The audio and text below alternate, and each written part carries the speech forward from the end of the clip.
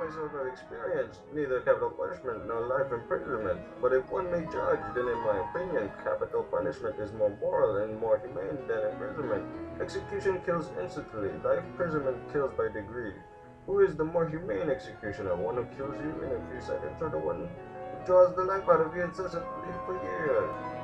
Capital punishment and life imprisonment are equally moral, but if I were offered the choice between them, I would certainly choose the second. It's better to live somehow than not to live at all. It's a lie. I bet you 2 millions you wouldn't stick in a cell even for 5 years. If you mean it seriously, I bet I'll stay not 5, but 15. 15? Done. Gentlemen, I stake 2 millions. Agreed. You stake 2 millions, I, my 3. Come to your senses, young Rome, before it's too late. 2 millions are nothing to me, but you stand to lose 3 or 4 of the best years of your life.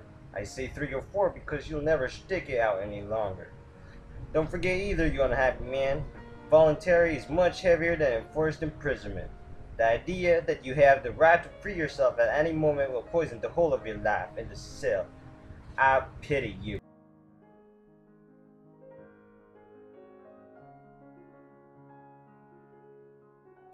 Why did I make this bet? Was it good? Will I lose 15 years of life and I throw away 2 millions? Will it convince people that capital punishment is worse or better than imprisonment for life? No, no! All stubborn rubbish on my part. It was the caprice of a well-fed man, and the lawyer's pure greed of gold.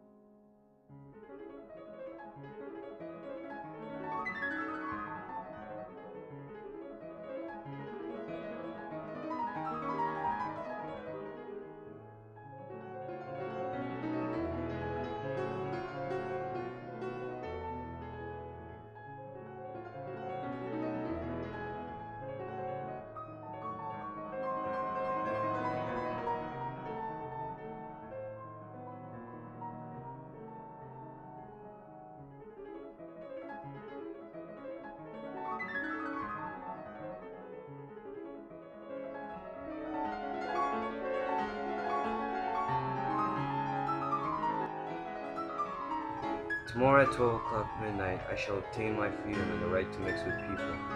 But before I leave this room and see this sun, I think it necessary to say a few words to you.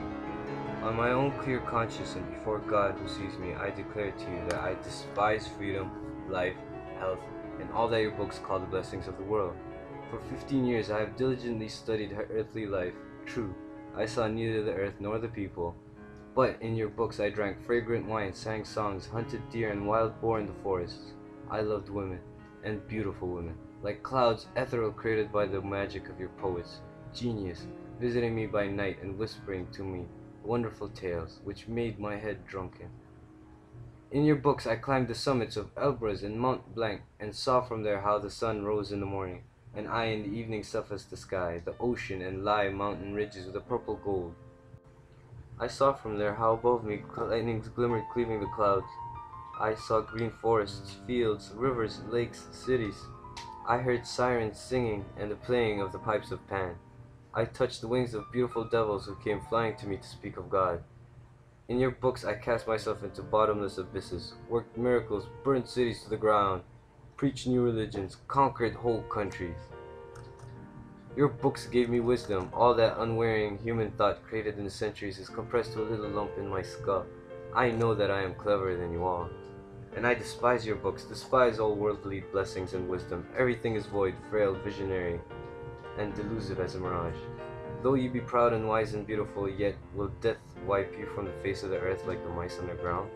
And your posterity, your history, and immortality of your men of genius will be as frozen slag, burnt down together with the terrestrial globe.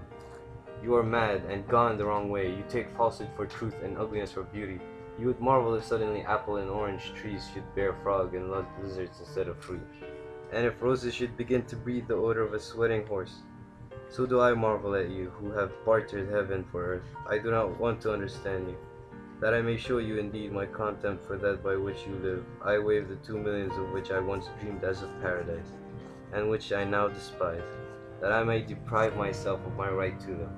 I shall come out from here 5 minutes before the stipulated term and thus violate the argument.